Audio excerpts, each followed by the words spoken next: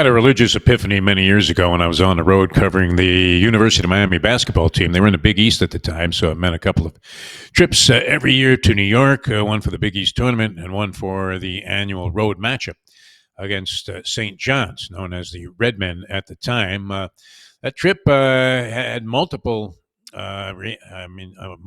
impact on me. Indelible impressions were made. First, I met the great Bob Shepard, who was the stadium announcer at St. John's games that were played at Alumni Hall, it was known as at the time. And I was a huge Bob Shepard fan. I have a fascination with ring announcers and stadium announcers and things like that. So the guy I'm working with was an old pro from Miami named Sonny Hirsch, stone degenerate gambler, well ahead of his time in that category. He actually got popped for bookmaking at one point. So it was a pleasure to travel the country with this guy and end up in a spot like New York. So he introduces me to Bob Shepard. And all those years that you had heard Shepard, if you're not familiar with him, he was a stadium announcer. You always hear introduces a player, Derek Jeter, number two. It's kind of like the ring announcer Ed Darian, who always said the guy's name twice, Garcia. So I meet Bob Shepard, and I'm thrilled. I was just overwhelmed with joy. And I introduce myself and say, hey, I've been a big fan of yours forever. And what does he do? He looks at me right in the eye, very gentlemanly, very regal guy, and seemed to be just wrought with dignity. And he says, thank you. And I thought, fuck, the guy says everything twice. but later, I'm waiting around. We were not taking off until later in the afternoon the next day. And sure enough, I end up at a Jamaica OTB parlor as I'm waiting for the plane to take off. I ventured off line a little bit there and figured I'd get some simulcasting in because it wasn't prevalent around the country then. And so they have simulcast racing, betting on tracks that aren't based in New York. And you're not actually at the track in this Jamaica OTB. I mean, just a real sweatbox of a room. You can't imagine what went on in there. But if you've seen any dungeon in any movie, it actually it made those scenes look like you were at a Ritz-Carlton somewhere. And a bunch of decrepit souls in there. They all look like they came off the cover of the old Jethro Tull album, Aqualung. And there were no screens, so everybody's looking up at the ceiling at a microphone for some reason or a speaker as they're announcing the various races.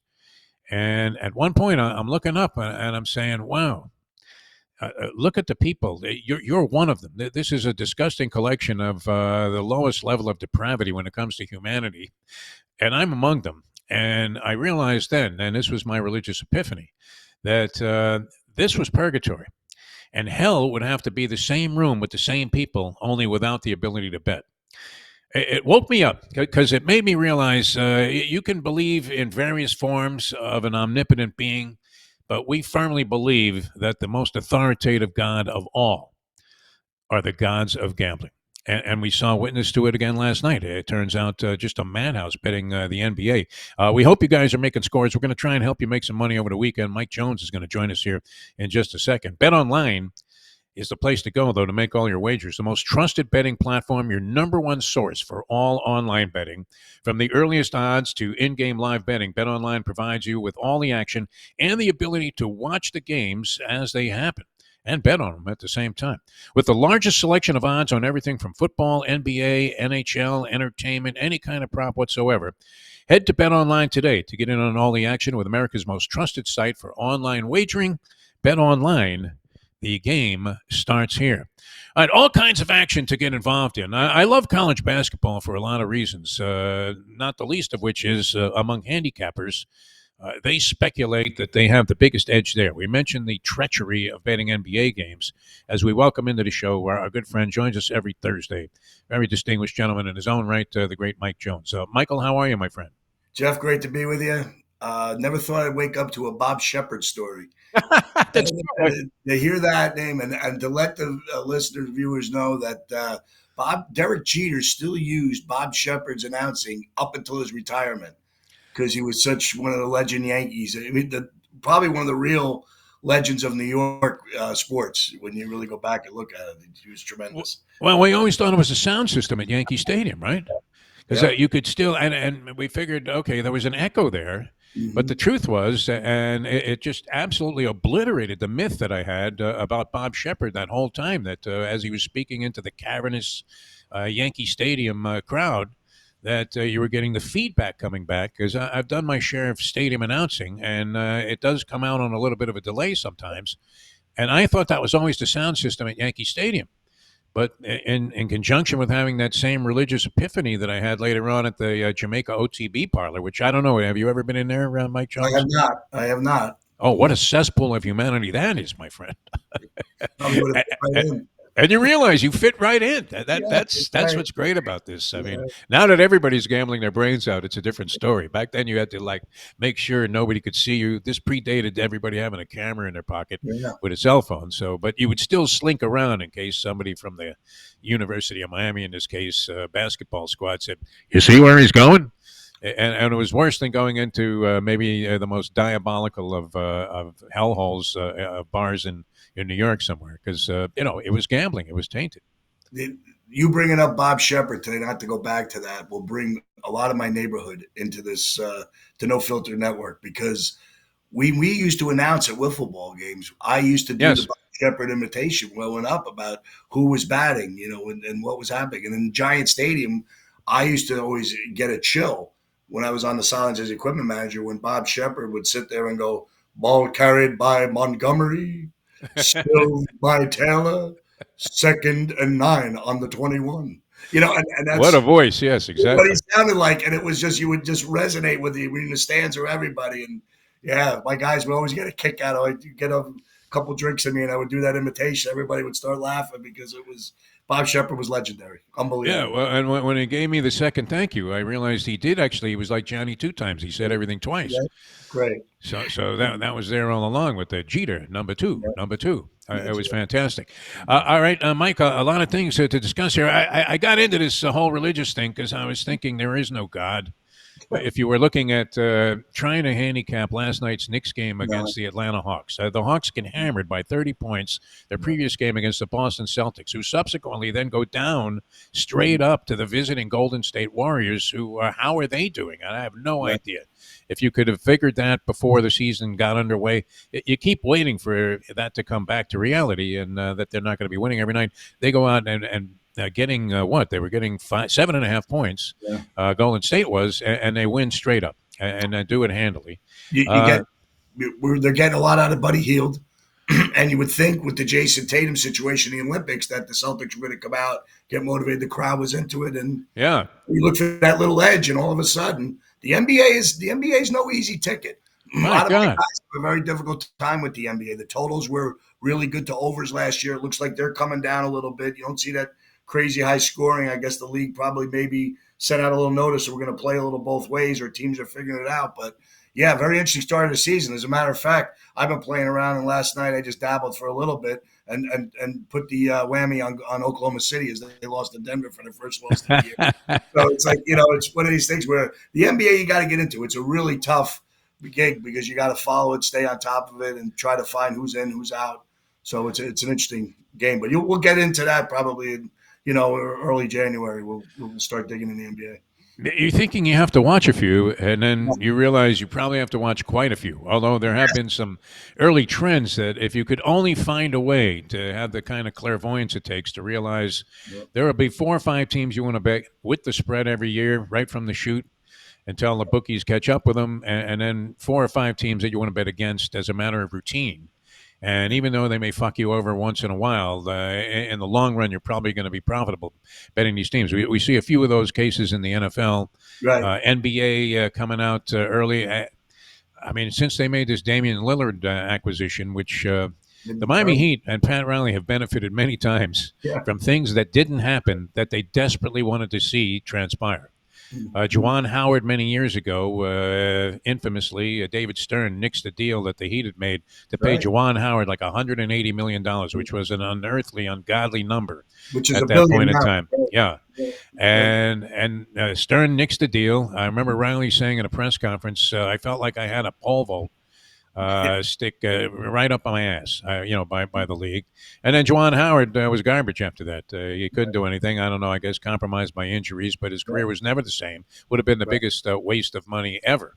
Yeah. Just unbelievable. But what we see Milwaukee, everybody was all in on Damian Lillard. The Heat desperately wanted this guy, thinking he was the answer to their championship aspirations. Team him with Jimmy Butler. I don't know that it would have worked, and now it's a disaster. So they've been Yeah. a bet against every Right. night. And you're seeing what happened with the Paul George trade, him being out. Look at the slow start Philly's getting out of it. You can see what value Embiid has when he comes back. It looks like that's when Philly's going to get on a run. And then there was a stat out last night I heard in the game that no 1-6 team has ever made the finals, and I think the Sixers are now 1-7. So look at what they're going to face up, and they were probably the Eastern Conference kind of favorite to get there after the deals they made and what they have if they get healthy. So yeah, basketball's a long haul. You got 82 games, and you'll see how you make out. But you got to watch teams and get in streaks. And it happens like this: teams will win 8, 9 in a row, and you ride them, and you figure a way. But the back-to-backs always were good with Miami, with Spoelstra for a while. Then last year they weren't so good. You always got to keep an eye and watch and travel what teams are doing because it's a little bit different than it has been in these trends of years past. But I think one of the great trends last year was the Celtics' first half. I think it was something like 78 or 80% for a while. Wow. And and then it went on through the year. I found out about like maybe 30, 40 games in, and I played it most of the year and was highly successful. I think it stayed that way almost all the way through. It was remarkable. They would lose a game and not cover, but the first half they were a gem. Maybe they got up. I think I had one game where Atlanta was playing last year. They were up 32 at halftime and ended up losing the game. So it's like one of those things that happens. But I'm leading to that by getting into tonight's game because I have a first half bet on tonight's game that I'll show you. Oh, beautiful. All right, we're going to get into some winning possibilities here with Mike Jones, who I believe you were the only guy that delivered for us on the winning side last week among our handicappers. Ended up with a 2-1 slate here on the picks that you gave out on the show, and a very enticing NFL game. I did want to say that 1-7 with Philly, their against the spread record was similar. I think they might have been one better against the spread, and the one better was the time that I bet against them, having seen them getting blown out without George and Embiid, and off to just a very sorry start. And of course, I laid 6 with Phoenix, with the Suns playing some good basketball. They prevailed by 3 over the Heat last night, which they failed to cover that point spread. But they're off to a hot start also. And that big 3 that was getting, just trashed last year as being a failing composition of a big 3 configuration, all of a sudden is clicking marvelously. Durant looks like he's shaking off Father Time. Not that he didn't look bad last year, but he's playing at a level that we haven't seen for a couple of years now. Booker, of course, is great, and Bradley Beal was an interesting acquisition for them. You didn't know if that was going to work as complementary players, but right now it's working real well. Although failed to cover a couple of point spreads when I was about to lay money on them, and one time that I actually did. And then, also last night, to show you the treacheries of the NBA, just one last thing. Orlando without Banchero had gone from a team that was surprising people, and you were thinking, wow, maybe these guys aren't legitimate. Where the hell did they come from? They got this Franz Wagner. He sounds like a composer at center, and you have Banchero, who we thought, well, geez, he was sort of a surprise that he went ahead of Holmgren, which I don't know that you went wrong with either guy, but Banchero has been the better of the two as an impact player and a guy that you could center a team around. And when he's out, they're getting hammered by 30 points, except for last night, of course. Where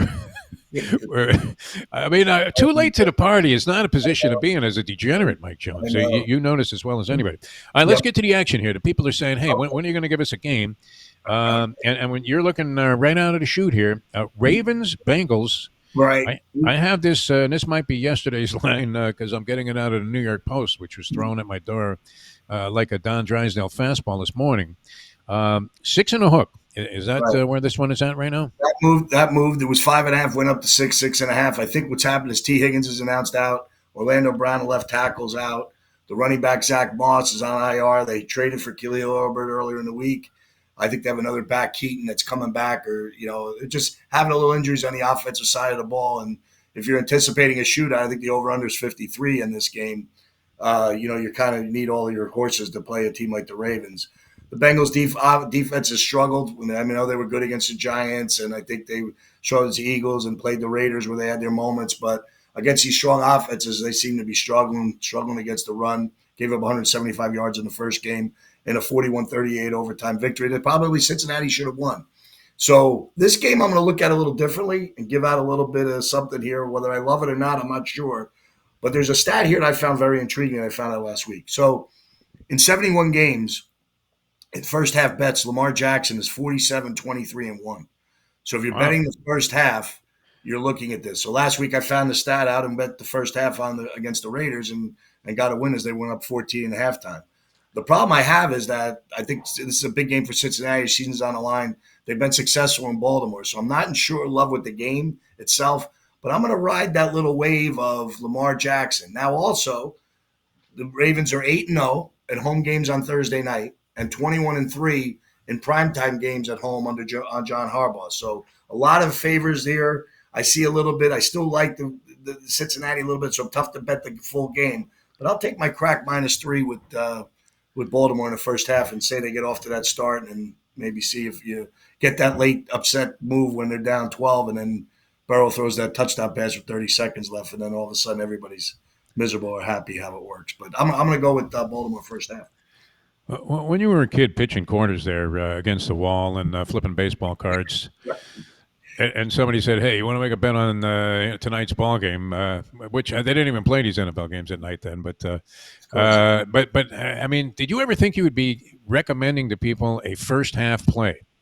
Like it was never in consideration, and yet there are many people that love this. And then on top of that, it's kind of like winning the first race at the track, where it's already decided for you. You don't have to sweat out the last couple of minutes when coaches are making bozo-like moves to cost you a chance to beat a point spread. Being in Vegas, I'm going to tell you where this all comes from. A little bit of the philosophy of picks for profits, where we're only betting one game, easier chance to win, keep the percentages low. What happens with first halves and quarters is the old instant gratification type thing, wanting to know where you stand moving in, what to bet late. A second half bet didn't really come out till around 2000, early 2000 when the first half bets. These bets are becoming much more popular because a guy wants to only watch an hour of basketball or football and say, okay, I got my win in the first half. So these stats have become more prominent. They're available out there for guys to dig into them. And this stat came at me and I was like, wow, that's really interesting. And I started thinking back to games that I had dogs or whatever. And, he's usually a favorite, especially at home when you're betting Lamar Jackson. I'm like, yeah, now that I think about it, I probably lost a little money. And then the stats resonated with me and I take it and I would take it again. I think this game tonight's a really interesting game because there's so much on the line for Cincinnati, but can they overcome these injuries? And, Baltimore might get Mitchell back, the other back that's the dual back threat with Henry. And I think that might give him a little bit of relief. I know there's a couple of sharps betting touchdown to Mitchell, which is like 4-1 or something like that tonight if he plays. So, there's all these different bets that you can bet. And even that, like betting first score, touchdown anytime. The game has changed a little bit, and I think we got to, adapt or die, as they say in the trade. So yeah, for sure. I'm going to try to adapt. Yeah, people are loving those proposition bets, and they've just continued to expand. They used to have a handful of them, and now you have a zillion different prop bets on virtually every game that's being contested in every sport. I'll never forget, and speaking of people betting the second half, I was in Las Vegas, and I was at a Super Bowl party at one of the hotels there, and I'm watching the first half of the Super Bowl game, and all of a sudden, there's about 30 seconds to go in a half, and I see everybody. I was looking to go to the bathroom at halftime and take a leak, and I see everybody get up from their chairs, and they all go running for what looked like the exits. And I thought, oh, man, fuck, I'll be online all day to get to the bathroom. And none of them were going to the bathroom. They were all going to bet the second half. And it's funny, too, because we had a bet many years ago, had some inside information that Katy Perry, who was doing a halftime show, I get a call from a guy, and he tells me, I'm in the sports book, sitting there before the Super Bowl, and a friend of mine calls me and says, DeForrest, I got inside information on what the first song is going to be at halftime by Katy Perry. I know a guy who was at the rehearsal, and she's going to come out and sing the song Roar. And I thought, well, I don't know any of her songs. I said, so what do you want me to do about that? See if they have a prop bet on it. He goes, yeah, do you have 10,000 on you can put on it for me? I was like, yeah, I just happen to be sitting here with 10 fucking dimes in my pocket. Right. Who do you think I am? Steve Wynn? I mean, so anyway, I go up to the window and they laugh at me. They don't have this as a prop bet. And then finally I find a guy who actually, oddly, I'm in Vegas, and I call a guy from our hometown here in Fort Lauderdale, and he gets me down in some Costa Rican book for $150 on the first song.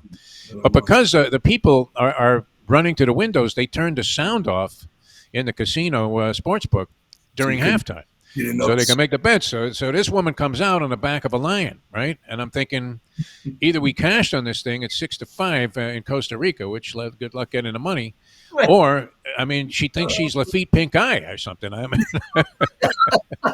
but we did end up winning a bet, and the inside information what was good. All right, so we're playing the first half here. Ravens laying 3 off a trend that sounded like, just doing some quick math in my head, it was in at about 67%, and was a cash adventure for Mike Jones last week. Baltimore laying 3. First half tonight against Cincinnati, right? What else do we have, my friend? I just find it's been a really rough year for the colleges. I leave that to all your other experts who I enjoy listening to that we have on all your studios and networks. Yeah. But, I'm going to there's one game I look at. I'm just going to say it real quick and then move to the NFL. I find that the Utah-BYU game is an interesting game. I know they're having problems at quarterback, but Utah getting 4 at home in the biggest rivalry game, if they're going to save a season, I might take a good look at that Saturday, seeing the quarterback situation, what they're going to do. So I kind of wait on that, but that's a game I would probably look to a little bit in the colleges. And I'll start off in the pros with the game that I really like. I'm on 3 of them. The first one being Indianapolis +4 against Buffalo. My thought on this game was, as soon as I saw the line, I saw, whoa, what happened? Then you go back and think about the last time you see Indy, why the line is 4. Well, you got Indy coming off a really bad game, bad offensive performance, had their chances as they get a defensive touchdown and go up 7-0. Now all of a sudden Jefferson gets going, the defense starts struggling. They get pressure on Flacco, their offensive line struggles, get away from the running game when the game gets away from them. But that was kind of where that game ended at 8. Now I look at, they're getting a little healthy. They get the wide receivers back. Maybe another week with Flacco, more comfortable that he's going to be in that position.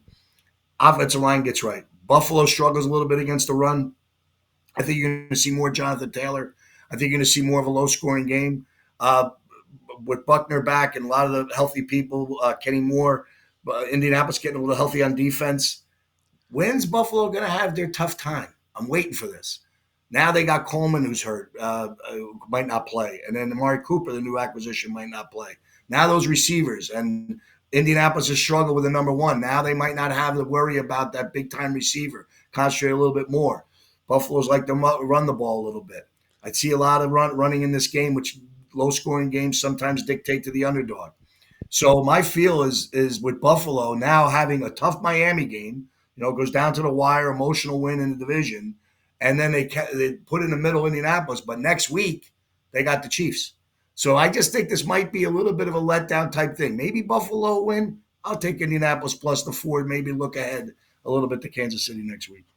It takes a certain amount of courage there, Mike Jones, after watching Indianapolis last week, which Flacco had that look in his eye, that startled realization that maybe it was finally over. But as you said, it wasn't a particularly flattering account that the Colts gave. So you're going to go ahead and say, fuck that. I'm taking 4 points with the Colts against the Bills team that finds itself, like 7-2 already, coming out of the chute there. Although an unexpected 7-2. We thought the Dolphins would be better. They get the quarterback hurt.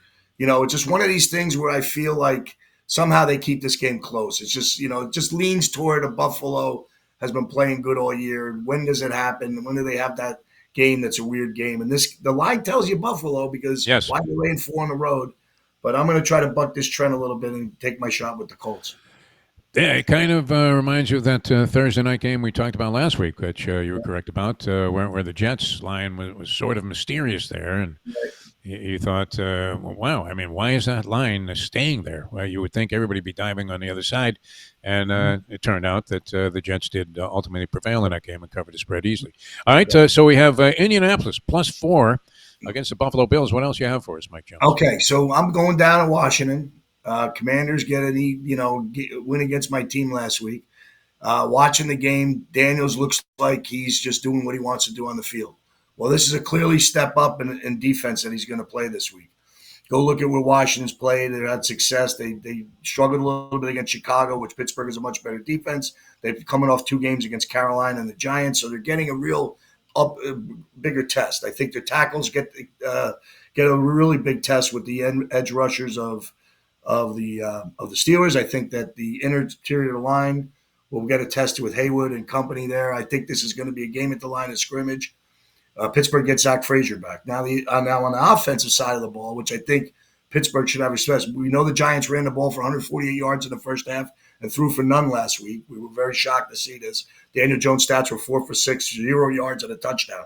When have you ever seen that since 1940? You haven't seen a lot. Sounds like a 160 million worth of quarterback. Yeah, right there you go. And so I look at this game where they're averaging over 30 points with Russell Wilson at the helm. I think they're getting some deep shots. They acquire Mike Williams, a little lift for the receiving core. I look at this game as that this is a step up in class for Washington. I think Pittsburgh plus the 3 is the play here. I think they keep it close, if not win the game.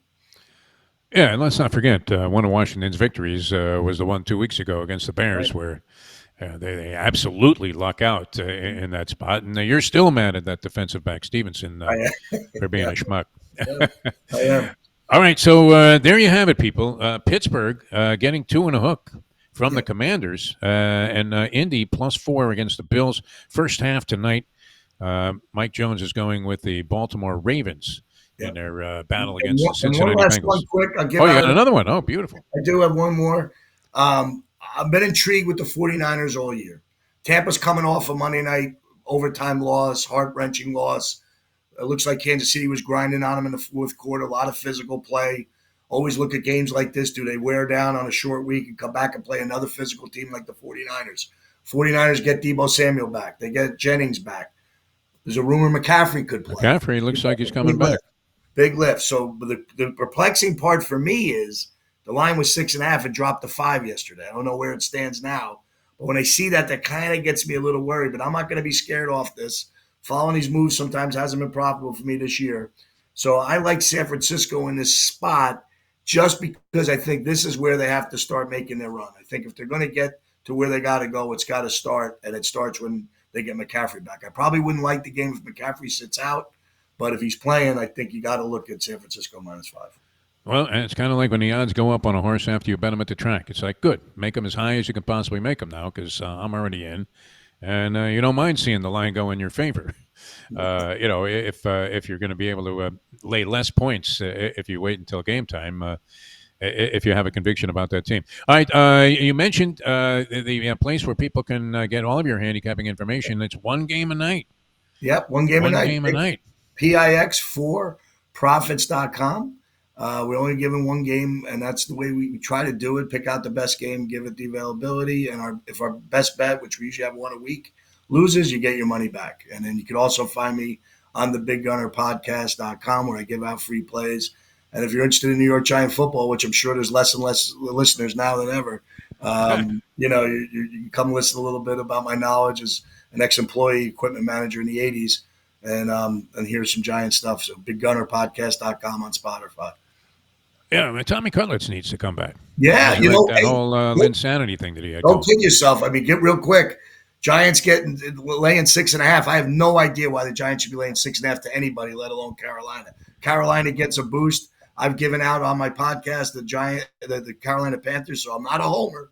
I'm looking to try to pay people money, but just real quick, and it's not a game I'm going to bet myself, but if I had to bet it, someone tells me I have to bet it, I don't know if I could lay 6.5, but I think here's where you might see something fun, Jeff, if we get to next week. They have a bye week. Do not be surprised if they lose this game. The pressure comes on and they pack Daniel Jones in. They might just sit him down and say, okay, we're not going to let him get hurt. We have a $23 million injury buyout with him if he gets hurt and doesn't pass a physical next year. And now all of a sudden we get a chance to see Drew Lock and maybe go back to Tommy Cutlets. At least it'll bring a raise to the stadium. It'll get some energy in the stadium because a lot of the Giant boosters, a lot of Giant broadcasters and podsters really aren't happy with Daniel Jones. So I think there's a little pressure on him, but hopefully we get the win in Germany. That was a great story last year. This guy, I mean, at one point he He's pushing ragu spaghetti sauce, and then the next thing you know, he throws a couple of touchdown passes, lights it up for the Giants, and he's at Rayo's, getting a table for four comped. It was unreal. Mike, great stuff. A lot of fun today, and we'll see you later on our License to Steal show on the Bleacher Brothers Network. So thanks so much for joining us, and we'll reprise some of this material and maybe come up with some new stuff later on this afternoon. Thanks for being with us. It's always a pleasure. Great to be with you, Jeff. Thanks again. All right, Mike Jones, ladies and gentlemen, joining us here on Bury Your Bookie, and we're going to make our exit. Good luck, everybody. So, Mike, he likes Baltimore tonight, first half, just lay 3 points. Says with the Ravens playing into a wild, sounded like about a 67% winning trend with Lamar Jackson in the first half of Baltimore Raven games. Then he likes Indy. He's going out on a little bit of a ledge there. Indy +4. It's hard to like Indy after you watched them last week against the Buffalo Bills, who beat the Dolphins by 3 points on a 61-yard field goal. He also likes the Pittsburgh Steelers in their game against the Commanders. They're getting points. And he's all in on the 49ers. 49ers. In their game on the road against the Buccaneers. All right, good luck, everybody. We'll join you again tomorrow. We'll have some college plays, maybe both basketball and football from the professor. Hoping everybody has a lot of success out there this afternoon and this evening in your attempts to bury your bookie.